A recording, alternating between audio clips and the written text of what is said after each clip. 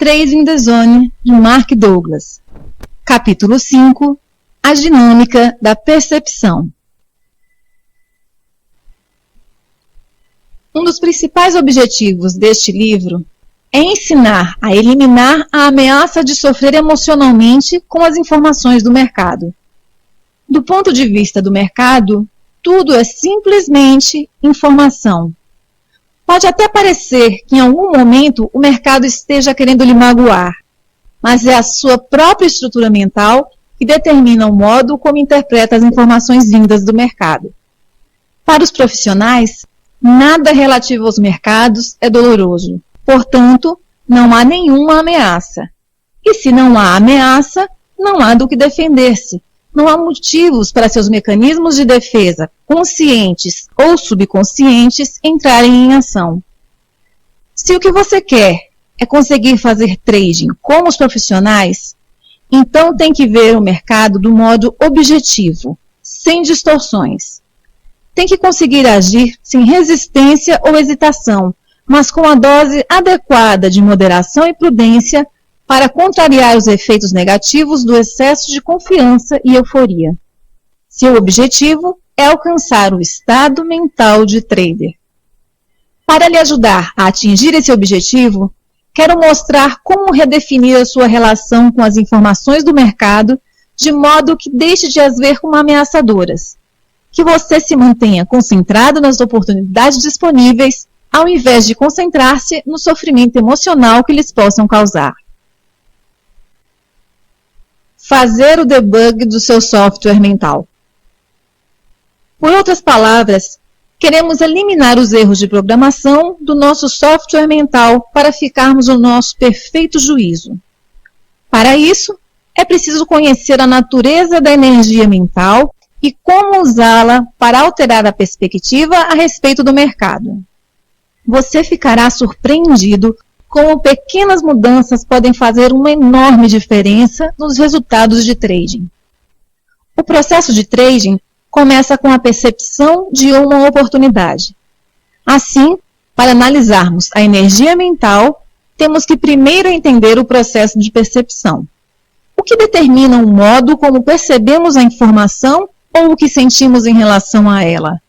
Como se relaciona a percepção com aquilo que experimentamos num determinado momento? Para entender a dinâmica da percepção e responder a estas questões, é preciso pensar em tudo, e quero mesmo dizer tudo, o que existe neste planeta e à sua volta como um conjunto de forças. Forças que geram informação sobre as propriedades, características e traços que as tornam únicas. Antes de continuarmos, observem que uso o verbo gerar de uma forma bem abrangente. Para ilustrar o que eu digo, olhemos para algo tão simples como uma rocha. Posso afirmar que uma rocha expressa informações sobre sua natureza e suas propriedades irão funcionar como forças sobre os nossos sentidos. Uma rocha tem uma textura, que funciona como uma força sobre o nosso sentido do tato. Ela tem uma forma e cor que atuam como uma força sobre a nossa visão. Pode até ter um odor, que atuará sobre nosso olfato, ou ter sabor, embora eu não tenha lambido nenhuma rocha recentemente para o saber. Quando nos deparamos com algo no ambiente à nossa volta que expressa as suas propriedades e características, ocorre um intercâmbio de energia. A energia mental do exterior é transformada pelo nosso sistema em impulsos elétricos e depois armazenada no nosso ambiente mental interior. Então, as memórias, as características e, em última análise, as convicções que adquirimos ao longo de nossas vidas existem no nosso ambiente mental sob a forma de energia estruturada. Os pensamentos são energia. Como pensamos numa língua, os nossos pensamentos são estruturados pelas limitações e regras que regem o idioma em que pensamos. Quando exprimimos esses pensamentos em voz alta, criamos ondas sonoras, que são uma forma de energia. As ondas sonoras criadas pela interação das cordas vocais com a língua são estruturadas pelo conteúdo da mensagem. As micro-ondas são energia. Muitas chamadas telefônicas são transmitidas por micro-ondas, o que significa que a energia das micro-ondas tem de ser estruturada de alguma forma que reflita a mensagem que está a transportar. O raio laser é energia, e se já viu algum espetáculo de raios laser, o que viu é pura energia a assumir uma forma que reflete os desejos criativos dos artistas. Há algo aqui verdadeiramente profundo. Se as memórias, as características e as convicções que adquirimos em resultado do nosso ambiente externo representam aquilo que aprendemos sobre esse ambiente e o modo como funciona, e se essas memórias, características e convicções existem no nosso ambiente mental como energia, e se a energia não ocupa espaço algum, então podemos dizer que temos uma capacidade de aprendizagem ilimitada. E eu estou afirmando isso. Percepção e aprendizagem. Temos que ter o cuidado de não confundirmos capacidade de armazenagem com capacidade de aprendizagem.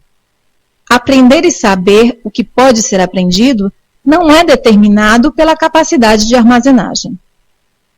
Lembram que concluímos que os componentes mentais, como as memórias, as características e as convicções, existem como energia?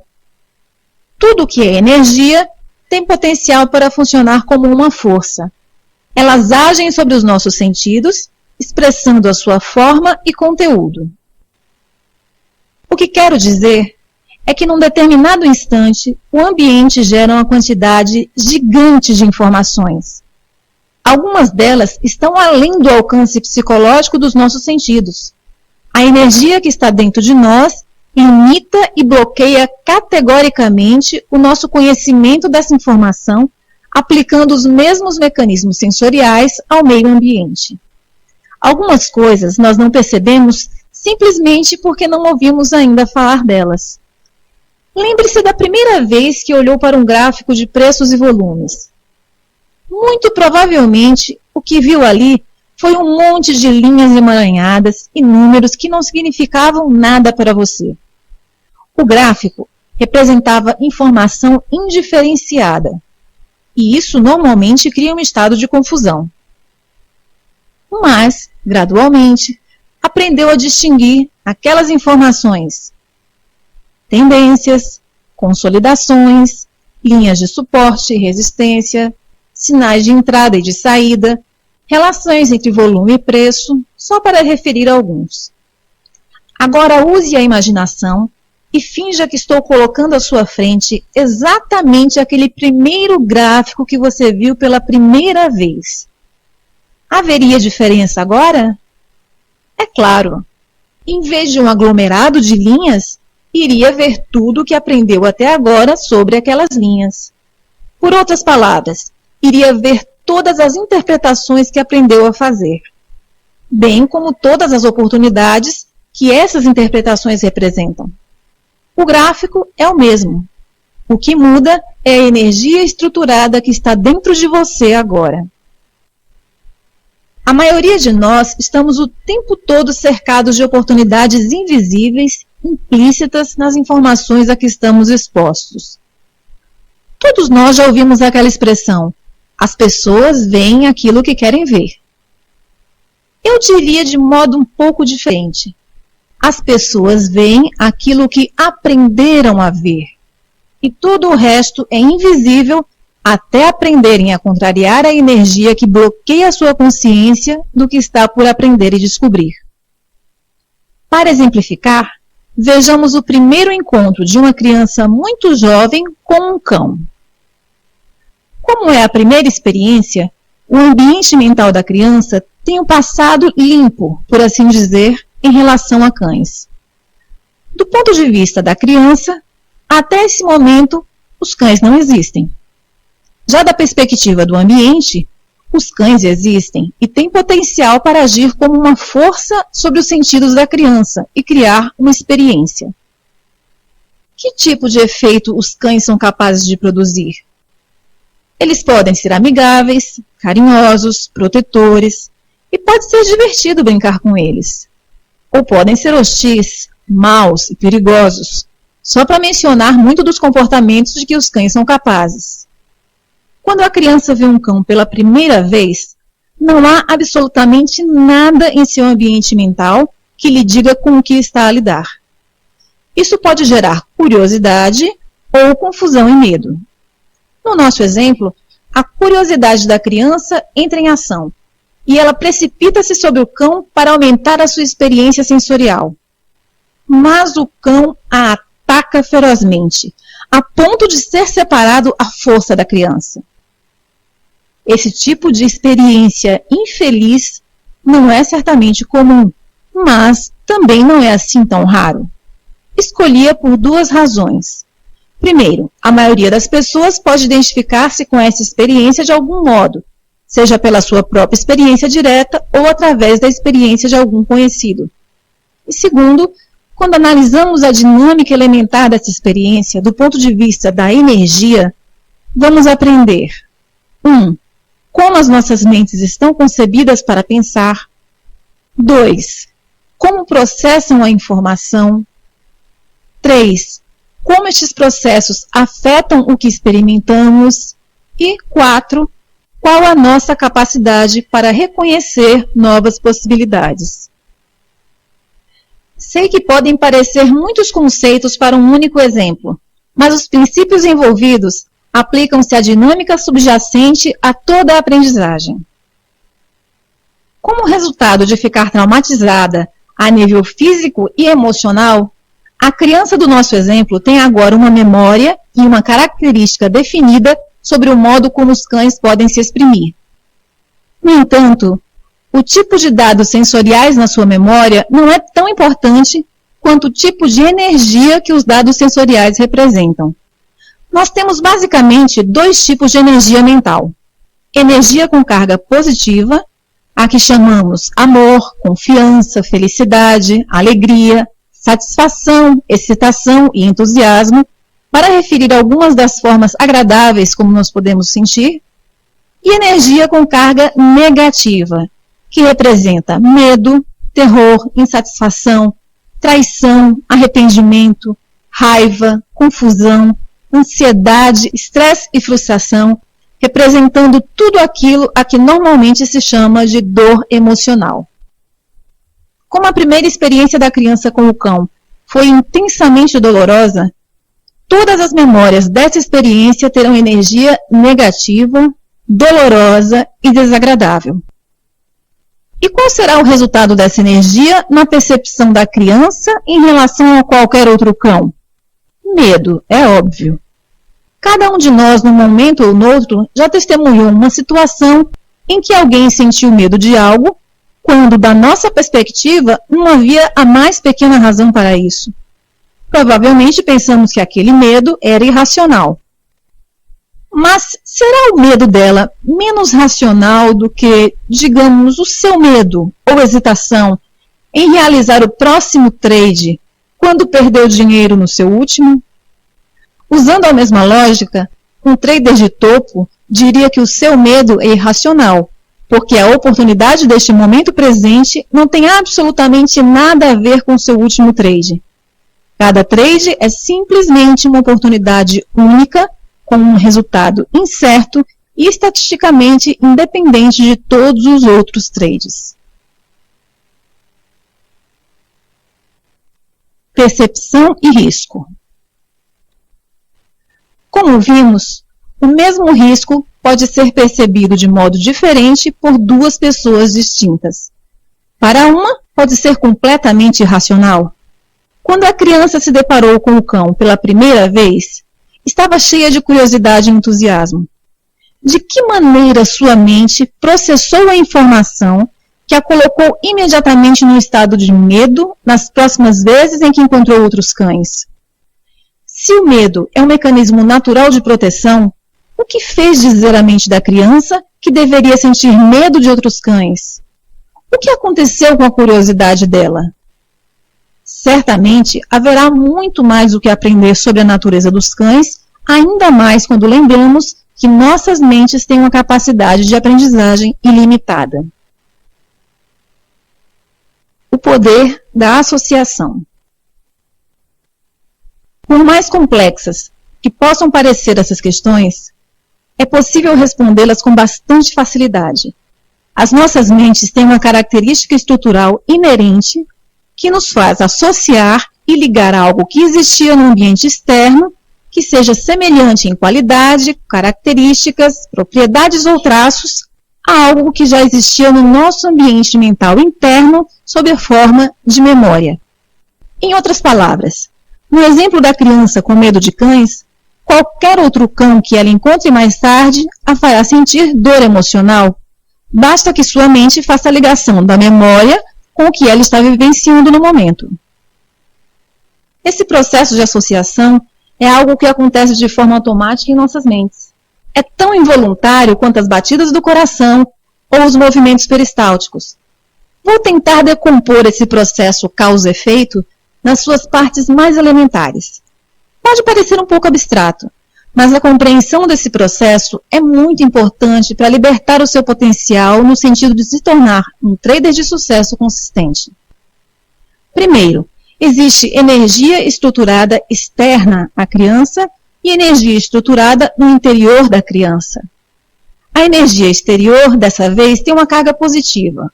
O cão é amigável, brincalhão. A energia interna da criança é uma memória com carga negativa, fruto do trauma sofrido com o primeiro cão.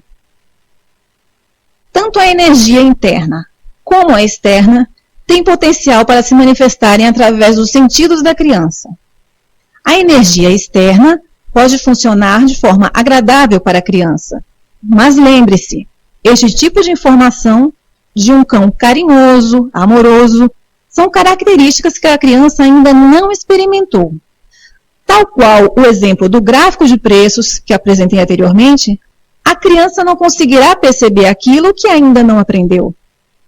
A energia interna também tem potencial e está só à espera para se manifestar.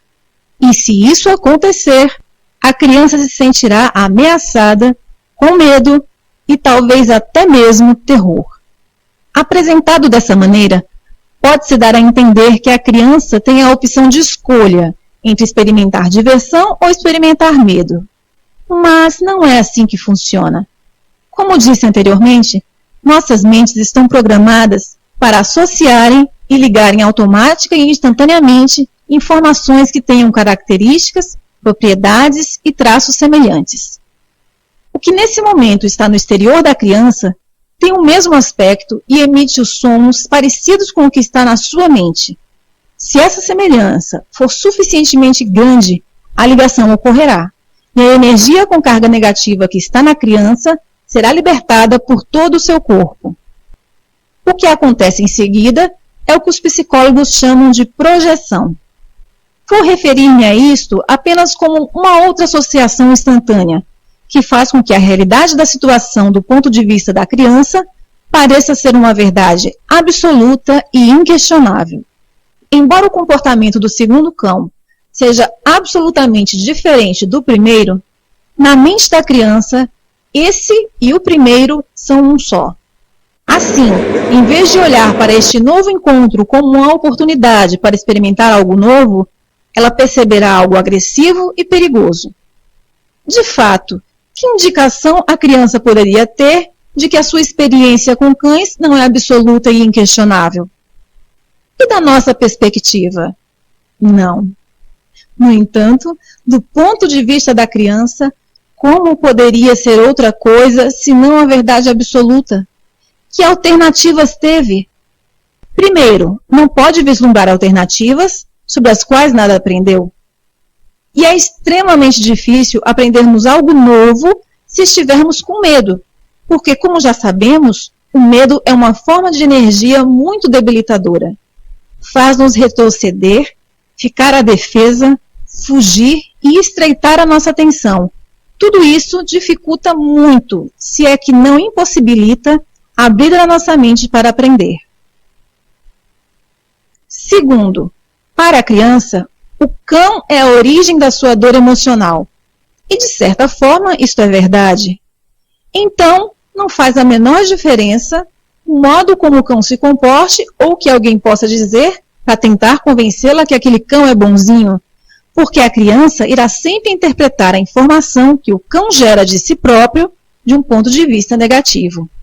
Ela não tem a mais leve noção de que sua experiência de dor emocional, medo, terror, é totalmente autogerada.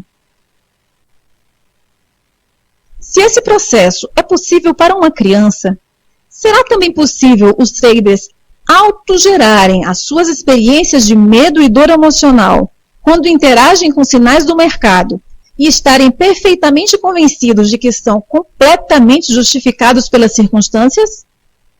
A dinâmica psicológica básica funciona exatamente da mesma maneira.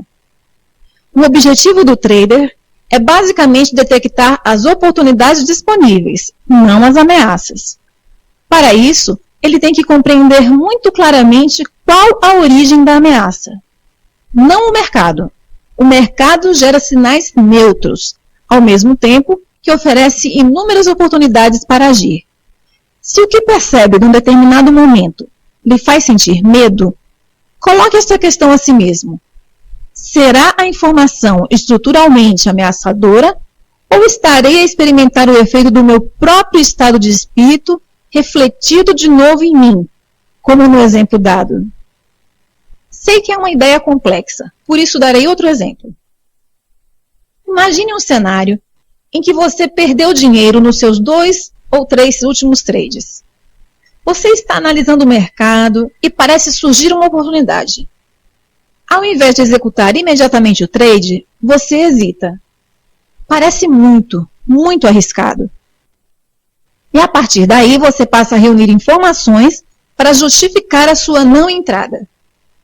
Provavelmente são informações que você jamais usaria e que nem fazem parte da sua metodologia de trade. Entretanto, o mercado movimenta-se e, infelizmente, afastando-se do ponto em que você poderia ter entrado caso não tivesse hesitado. Agora está em conflito, porque ainda quer entrar. A consciência de deixar passar um trade ganhador é difícil.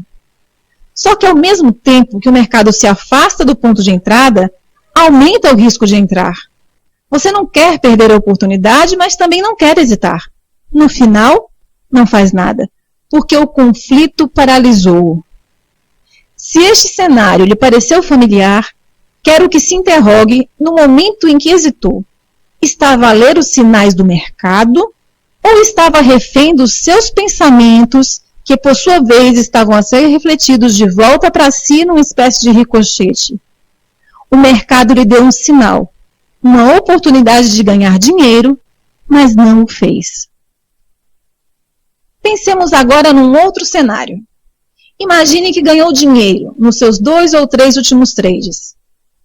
Você teria interpretado aquele próximo sinal do mercado da mesma forma? Teria percebido como uma oportunidade de ganhar mais dinheiro? Teria hesitado em realizar aquele trade? É muito improvável. Se for como a maioria dos traders, estaria até aumentando a sua exposição mais do que o normal. Em ambas as situações, o mercado gerou um mesmo sinal. O que mudou foi o seu estado de espírito, negativo ou positivo. Se conseguir aceitar o fato de que o mercado não gera sinais com carga positiva ou negativa, então a única forma de a informação assumir uma carga positiva ou negativa é dentro de sua mente e depende da forma como a informação é processada. As nossas mentes associam constantemente a informação que nos chega do exterior com aquilo que já sabemos, fazendo com que pareça que as circunstâncias externas e a nossa memória, características ou convicções a que estas circunstâncias estão associadas sejam exatamente as mesmas. É isso que fez o primeiro trader, após uma sequência de perdas, sentir-se ameaçado pelo sinal dado pelo mercado, fazendo com que lhe parecesse excessivamente arriscado. Da mesma maneira, o segundo trader, vindo de uma sequência de ganhos, criou um estado de espírito positivo, fazendo-lhe perceber o sinal dado pelo mercado como uma oportunidade de risco menor. E isto explica a tentação de se comprometer em excesso. No capítulo 1, referi que muitos dos padrões mentais que fazem com que os traders percam dinheiro e cometam erros são tão evidentes e estão tão profundamente enraizados que dificilmente perceberíamos que a razão por que não somos consistentemente bem-sucedidos é a forma como pensamos. Compreender, ganhar consciência, estar alerta e aprender como contornar a propensão natural da mente para fazer associações é um grande passo para conseguir essa consistência. Desenvolver e manter um estado mental que interprete o fluxo de oportunidade do mercado como ausente de risco, de excesso de confiança, irá exigir controle consciente do processo de associação mental.